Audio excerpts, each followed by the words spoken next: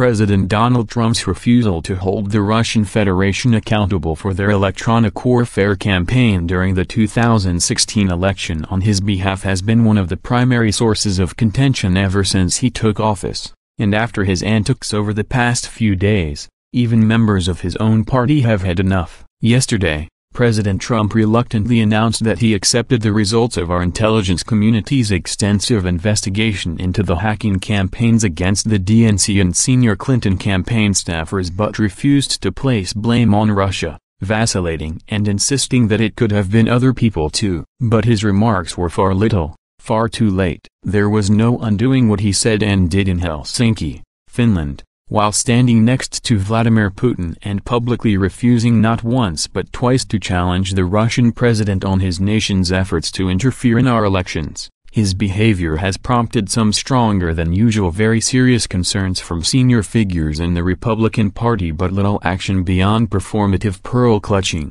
until now. Republican State Representative Jason Villaballa, Dallas, published an op-ed in the Texas Tribune this morning in which he became the first Republican lawmaker to publicly call for Trump's impeachment. "We shall skip over the obligatory and trite worship of our last movie star president with rapidly decaying mental faculties that dominates the first part of the piece and get right to the meat of the matter," where Villaballa condemns the president for a host of transgressions, and reflects on the personal price he's had to pay for daring to oppose him.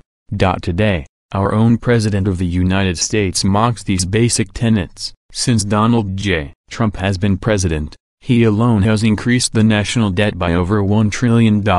Yes, $1 trillion, the fastest any president in U.S. history has accrued that level of debt. Our president has mocked and belittled our immigration laws, our intelligence agencies, our foreign policy strategy, and even the American people. We have been called stupid, weak, a joke, and pathetic, all by our own president. I was one of the only Republican elected officials in the country to plead with the American voters to abandon this charlatan prior to his election. For my transgressions, I was summarily unelected from the Texas legislature. I have no regrets. I always do what I believe is right. That is not politically expedient, but it helps me sleep at night. Villaballa bravely turns on his own party and implicates them all for their complicity in the appalling mess that has unfolded ever since Donald Trump stepped into the Oval Office. But verily I say unto you today, if we do not stop this man now, today, over 500 days into his presidency,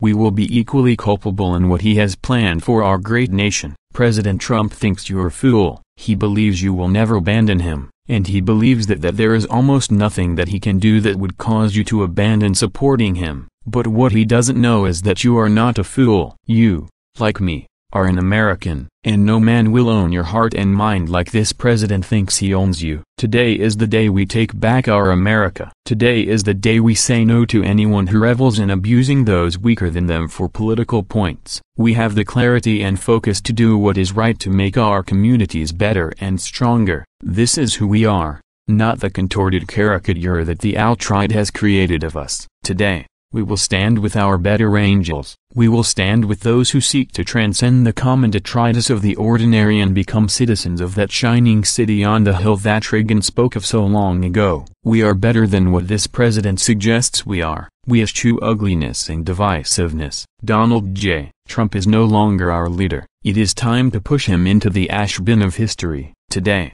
I ask you to impeach Trump. While his idealistic and whitewashed visions of what President Reagan actually represented and did are pretty far from the mark, Villaballa should be commended for his bravery. He wrote this op-ed knowing that doing so will probably mean the end of his political ambitions in Central Texas, but had the courage to do so anyway, which is more than we can say of every other major Republican elected official, who are more interested in drowning their principles in the bathtub of ambition than reigning in a treasonous would-be tyrant.